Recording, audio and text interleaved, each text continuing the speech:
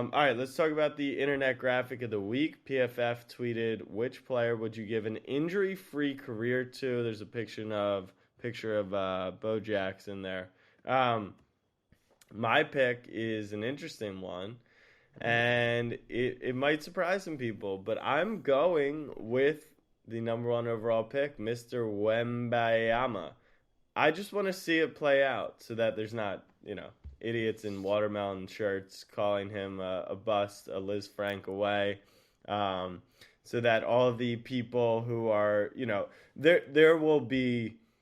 I already see the bronze stands who, for some reason, like one, as if it matters who was the most highly touted prospect. Like the silliest conversation is debating who was more highly touted. But I know there's a whole plethora of people out there who want to see Wemby fail because they don't want to see anyone live up to the expectations of being one of the highest touted prospects ever. That's why they enjoy Zion's failures. That's why they enjoy, Obi Toppin's failures. When you get some of the most highly touted prospects, people just want to see them fail because their guy came through. But I would love to see what 7'4", shoot the ball, handle the ball, block the ball, Victor Wembanyama could become. And if I could wish a clean bill of health on him, that would take him a far way, in my opinion. Obviously, you can't turn injuries off in the real world, but that's my guy. Who's yours? Yeah, I mean, I think it brings a fun game into play. It's like, let's throw out the excuses and let's just play bust or not, baby. Like, Yeah. if you're not a first ballot Hall of Famer, you didn't have the injury excuse. Sorry, Broussard's got a point. So that just lays it all on the table. I like that angle you took. I think the question was meant historically, like looking back, what's one player's injuries you could save? And mine's funny because this guy is one of the greatest of all time, and still there's so much unknown, and that's Tiger Woods. I didn't really get into watching Tiger a lot, like golf, probably until I was in middle school, early high school, and really his early 2000s run was really the craziest time. I'm sure there's tweets out there that or you can dig up old newspapers that have the pre-tournament odds for what Tiger Woods was at a given tournament at any random point when he was on his hot streak. He might have been an outright minus odds favorite. He was like plus 125s for a lot of majors.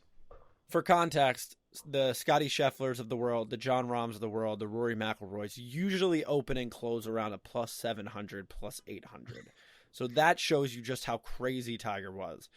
There were a lot of other things that contributed to Tiger Woods' downfall, probably. I won't say downfall because the guy fucking won another major. But if you take away the knee injuries, the back, the hip, the everything, the guy's a robot at this point. Who's to say he's not 7 majors ahead of Jack Nicklaus? The guy just won one after all these injuries, and I think in order to truly, truly see just how ridiculous Tiger Woods was, giving him a clean bill of health would have been nuts.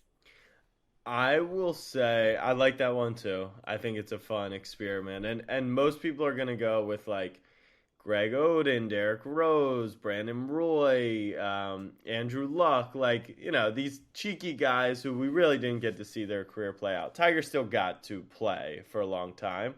The one caveat I'd throw into Tiger is the reason he was hurt was because of how violent his swing was and how intense his training regimen was. He was training with Navy SEALs in the summers. He was so dedicated that his body was just not in a game like golf where you're supposed to play into your 40s or even 50s.